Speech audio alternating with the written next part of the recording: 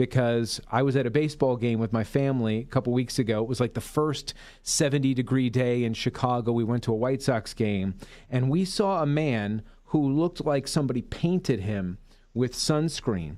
And he was just covered like a shellacking, like a whitewash. And my wife kind of looked at me and looked at him and was like, and I said, maybe he had a melanoma scare in his life, and now he's got the big hat on and he's got the white stuff on, and he's trying to make sure that that doesn't happen. Today's topic is melanoma. And maybe I'm wrong, but it's my understanding that melanoma is skin cancer, but I don't know anything about it. I just know that people tend to wear those big hats and a lot of sunscreen. Dr. Tom, what's melanoma? So melanoma is a skin cancer. It's specifically a cancer that occurs in a specialized type of skin cell called the melanocyte. And melanocytes are the cells that produce pigment. And so when those cells basically get to a point where there's damage, they just keep growing and growing, and they don't stop growing, then that's when you have melanoma. And so how is it different from, are there other kinds of skin cancers besides melanoma? Yeah, there are. There's three main or basic categories. So, for a lot of people, I think, when they hear skin cancer, they may think it's like one thing. Mm-hmm. And as science moves forward, there's sort of like all these new things that come out that teach us, well, it's not just one thing. And so basically there's different types of cells that make up our skin, and three particular types of cells are located in the outer layer of the skin. So the outer layer is called the epidermis, and the epidermis has squamous cells, which are basically kind of like flat cells. There are then basal cells, which think of them as maybe deeper cells. And then you have the cells that produce pigment, which would be the melanocytes. So you could have any one of those three basic types of cells you could have cancer in them. So you could have like a squamous cell skin cancer. You could have a basal cell skin cancer, or you could have a melanocyte, cell, or melanoma, skin cancer. And so it's important to kind of know those things, because then that kind of sets the stage for what type of treatments may be most effective. So what is the different, is there any more detail that you want to give on the specifics between what the differences are between squamous, basal, and melanocytes, or was that as deep as you want to go on those? That's about as deep as we need to go now, because there's even more differences between them, but essentially then a lot of that it's hard to just address through a podcast. And so what most people need to know is not all skin cancer is the same. There's different types of skin cancer, and then the different treatments that may be most effective would depend on what type of skin cancer you have. That's very concise and perfect. That's why it's great to talk to Dr. Thomas Inclid on the Ask Dr. Tom show. And if you have a question for Dr. Tom, you can get it in at askdrtom.com. So, Dr. Tom, I understand that the three different kinds of cells that you laid out here, we're focusing on melanoma. So where exactly does melanoma grow on the body and in the skin for people? So, the first area would be kind of like the obvious one. Since it's a skin cell, it's going to grow in the skin. But when you think of pigment, essentially it's any part of the body that can produce pigment. And some areas that people tend not to think about would be like the eyes. Oh. So there actually is a condition called ocular melanoma, and I think we talked about that previously. Yep. You could also get, there's actually pigment cells in the digestive tract. And there's actually, when anyone that's had a colonoscopy, for example, the gastroenterologist, when they're looking at the colonoscopy images, they'll talk about if there's an indication of excessive caffeine intake. So we know that excessive caffeine can induce pigment changes in the colon. Oh. It's unclear if that's good or bad, that no one really knows at this point because it hasn't been linked to anything. But the point is that you can get melanoma now in any tissue that has a melanocyte.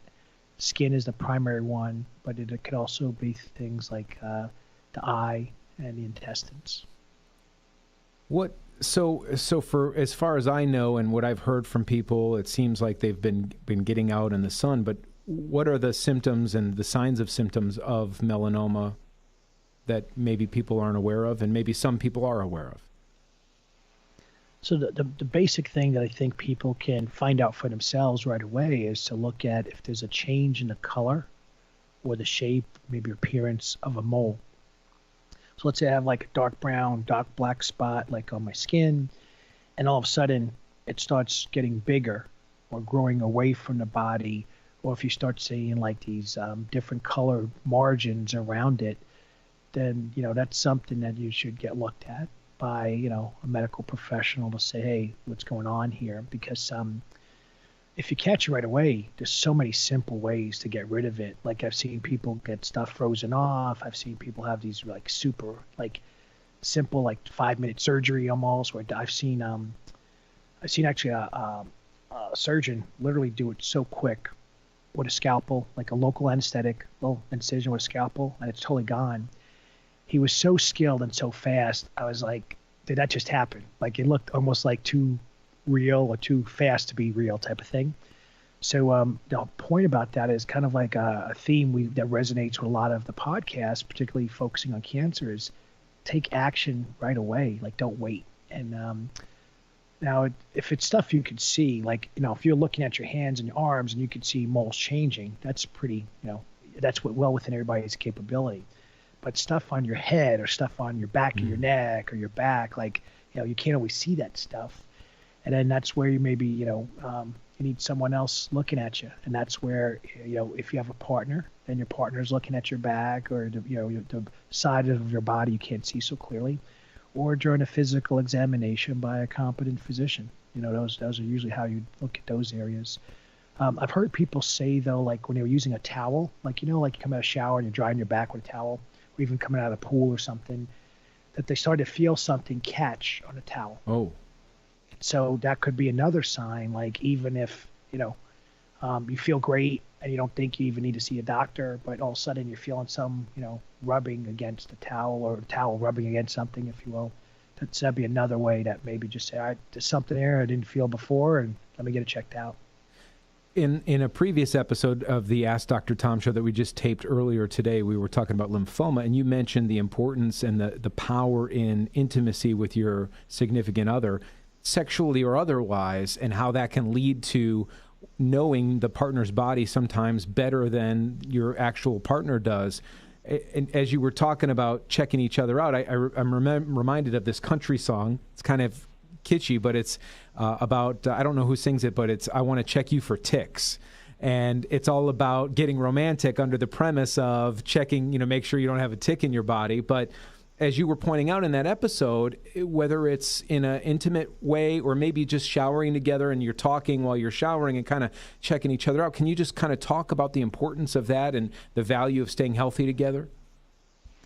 Yeah, well, a lot of times when people hear about conditions like cancer, there's such like a fear or negative energy around it that people often forget the resources they have and the tools at their disposal and how to leverage that in more positive ways. And so one way would simply be, when someone comes to our center with cancer, we're meeting their husband or wife or their family members. So if it's a child, I'm meeting the parents, maybe the grandparents as well.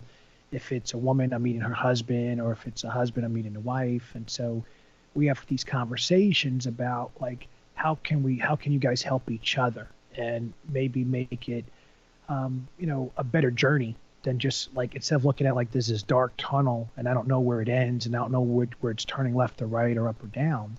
How do we make this so that, hey, we're connecting and we're growing together from this experience?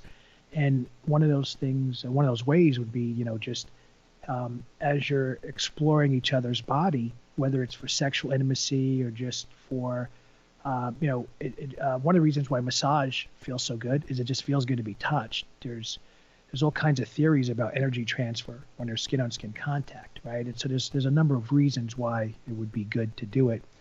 But you could simply just be helping your partner by saying, all right, I'm seeing something, a lump, a bump, a growth, whatever it is that I didn't see before. Let's get it checked out. And this is where I have to say, most of the time guys wait. Guys say, oh, it's no big deal, I'll deal with it later. And this is where I think the woman, in a relationship or whoever the other partner is, that they got to be a little bit like, no, I care about you and I want you to get this looked at today, not in a month, not in a year, because I've seen so many really sad cases where, people come in and they look like super health, the model of super health, but they have cancer in their body. And they make the mistake of saying, well, I feel fine, I don't have pain, and they wait too long, and then 2 weeks later they're dead. And they could have done something to prevent that, but they made the mistake of waiting because they didn't feel anything yet. And that's where we could prevent more people from dying in an unnecessary way by leveraging the power of relationship, power of community. So having your partner periodically examine you, or however you want to term it. Yeah. And just to give you some input, like, hey, I'm seeing something or I'm feeling something that I didn't see before. Yeah, and it's so as Dr. Tom mentioned, it could be in an intimate way, but it could also be in a more like, hey, I'm giving you a massage, or I'm putting lotion on your shoulders, or we're taking a shower, and it's a new opportunity to kind of keep an eye on each other and have each other's back, which is, and literally, which is what you want to be doing in that sort of relationship anyway. We're talking with Dr. Thomas Incledon. He's the founder and CEO of Causenta Wellness and the Causenta Cancer Treatment Center in Scottsdale, Arizona. From working with NFL, MLB, MMA, world-class athletes, and even the White House, Dr. Tom's reputation of personalized medicine and cutting-edge technologies have put him on the map for caring for some of the most powerful people in the world, making Thomas Incledon one of the most sought-after healthcare professionals of our time. And today the topic is melanoma, which in my mind is not all cancer's scary, but in my mind, right or wrong, it kind of comes up as, oh, well, that one isn't as scary. But I've met people that have had it, and they seem to be taking it very seriously. How can Causenta and your team and you and everybody there at the Causenta facility help patients suffering from melanoma? Well, so we can offer a lot of options that they don't have available at other places. So one, maybe we could help them by just giving them hope. Like, hey, it's no matter how dark it looks or how scary it appears, there's options that can make this less of a threat.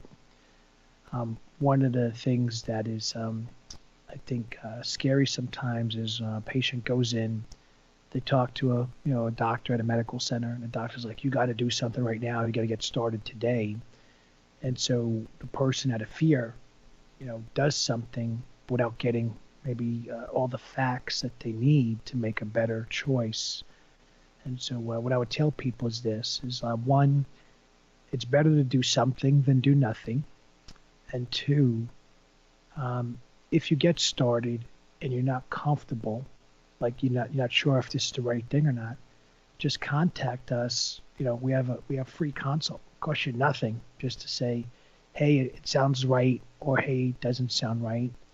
And then if you want like a real bona fide, medical expert opinion, then just book a consult with our medical oncologist, because if nothing else, it's going to give you peace of mind. Hey, you're going in the right direction and this makes sense. Or hey, there's this other option you should consider.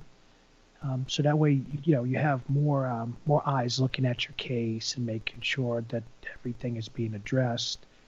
What I've seen a lot of times happen, unfortunately, is people are told everything looks good, but maybe there were some details that were overlooked. And then we find, they come back and they'll say, yeah, the doctor said there was no signs of cancer, and now I have it again. Mm. And then we look at, what was done, maybe there wasn't like good assessment of every area of the body. It might be like, well, I have a growth here. They just look here, but they don't look anywhere else.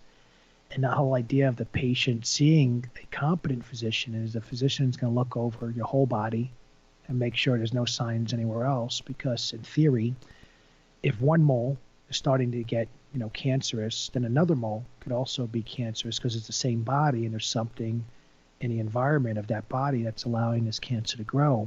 So you gotta be more, thorough in looking everywhere you can. It's the Ask Dr. Tom show here, where we talk about very specific cancers lately, but we also take your questions, and you can get your questions in at AskDrTom.com. Any question at all, and a general question about somebody in your family, a question from, it doesn't have to even be about cancer, but if you want to get a question in, AskDrTom.com. Now, we're talking about melanoma, and Dr. Tom has just explained, some of the options, including working with Causenta on fixing that and getting them to help you fix that. The place to go to sign up for the free call is with Causenta is Causenta.com, Causenta.com. And there's a form right there on the front page where you can just put in your name and information, and somebody from the Causenta team will set up a call with you, and it's free, and it costs you nothing to explore your options. If you're old school and you prefer the telephone, the number to call would be 480-883-7240, 480-883-7240. What's the danger, Dr. Tom, of metastatic melanoma, and what physicians should be let me try that again. What is the danger of metastatic melanoma, and what should physicians be measuring if a patient is already being treated? So the danger of so when we say metastatic melanoma, you're talking about basically skin cancer that's spreading to other parts of the body. And the danger is that as the cancer spreads, the threat to your health is getting more and more serious. And then at a certain point, the cancer is overtaking everything, and you have other issues that start developing secondary to this cancer that's, let's say, taking over your body. So what doctors should be measuring is, well, one, is there change in moles around the body? Is there any imaging, scans, blood work that could be done to look at what's happening, inside the body while they're looking at stuff visually outside the body? And the whole idea is kind of like this. Every once in a while, excuse me 1 second. Gesundheit. Sorry about that. Every once in a while we have someone contacts us and they said, look, I had this problem, like I had a mole growing.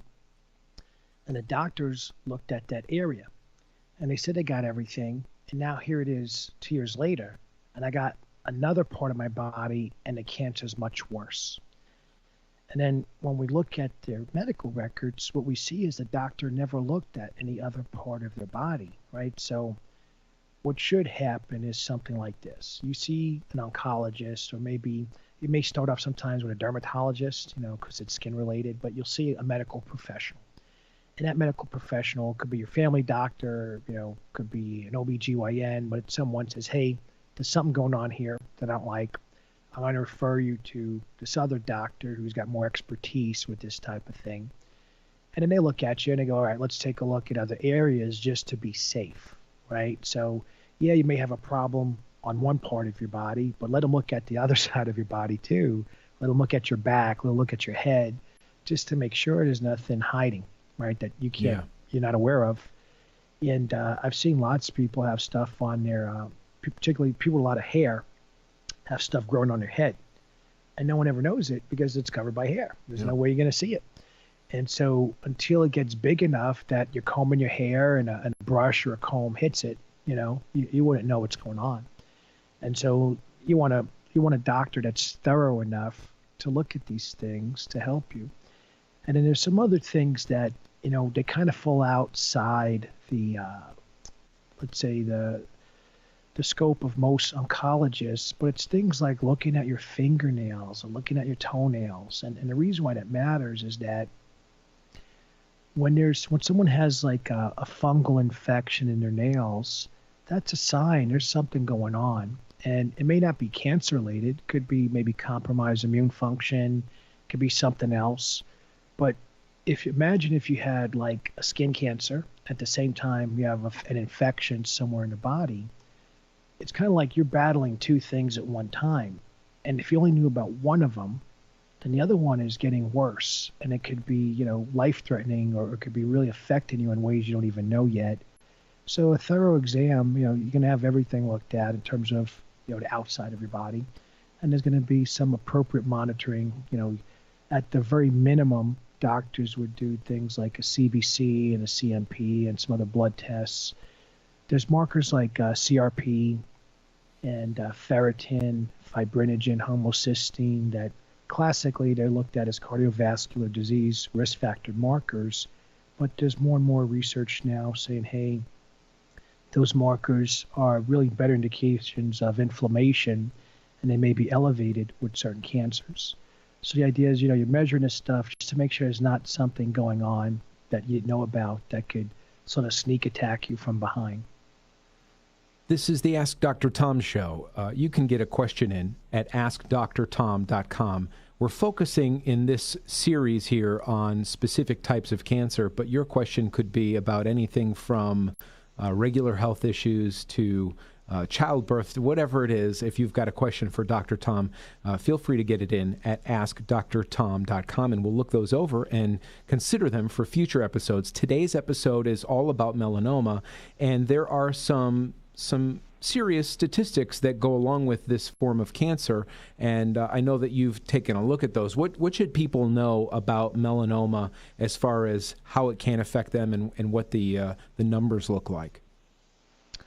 Well, what I'll tell you is that historically it's a cancer that tends to occur in older people, and more recently, we're seeing kind of like lymphomas and some of the other cancers, sarcomas and stuff. We're seeing more and more people having it at a younger age. The American Cancer Society has all kinds of data that they put out each year. It talks about some of the latest numbers. But one of the things that I did want to maybe kind of share a bit off topic is that I've seen lots of people with melanoma come in and say, well, I was told by my doctor it's slow growing. And because of the way the information was communicated to them, they took it as, oh, it's no big deal. Like, I don't have to take action right away. And so then they would wait to do things. And then 6 months, a year later, something changed in the cancer, and now it's growing faster than it ever was before. And so while there are general characteristics, like, you do at the beginning, doctors can do some tests and they can tell you, hey, this type of cancer is more aggressive, or this type of cancer is slow growing. Those are general type findings. But in terms of what happens with that cancer in your body, there could be things that change over time that we may not be able to measure yet. So that what I'm saying is that slow growing cancer may start growing faster over time. And so in terms of actually helping people in a way that will save their lives, I would, ask them to maybe do something to address it sooner instead of waiting, and maybe treat it like it is an aggressive cancer, so that way they don't get blindsided later on. I've seen lots of people get surgeries done, and they never got monitored or followed up on afterwards. And later on, they wind up finding it's worse than ever. And then they're sort of, they're mentally trapped because they develop a victim mindset, because they're blaming the medical team that first did their surgery for not following up on them. And the thing everyone has to be aware of is that your best advocate is yourself. So what are you doing to monitor your health? If you think of it that way, you're less likely to get caught off guard. Instead of saying, well, I need this outside person to monitor me, why not just focus on what's your plan for your own health and how you're going to stay on top of it? Because then you're less likely to get caught in a position that, something is growing without your knowledge.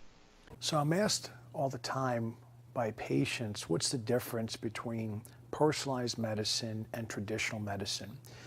And in traditional medicine, there's a singular approach. So you have cancer A, and for cancer A, here is the standard of care treatment. And after you go through the standard of care treatment and it doesn't work, typically there's not a plan B. There's not another option. So then patients are told, hey, there's nothing else that can be done. And so then they're convinced that, hey, there's no hope and we can't do anything else. Now I want to contrast that in a personalized approach that we have at Causenta. We're going to measure all kinds of details within your body. And we're going to find lots of areas that we can actually improve your health. And then indirectly, by improving those areas, we're going to help you do a better job at fighting cancer. So where someone else would say, hey, there's nothing that could be done, we're going to say, hey, there's lots of opportunity here to improve your health and make sure that you have a better quality of life so that you're able to function and live life under your own terms and not just waste away in a bed in hospice somewhere and watch everything go by you as time passes on. So if you or a loved one has been diagnosed with cancer and you're looking to get help, I strongly encourage you to go to causenta.com and fill out the form at the bottom of the page and find out for yourself how we can help you.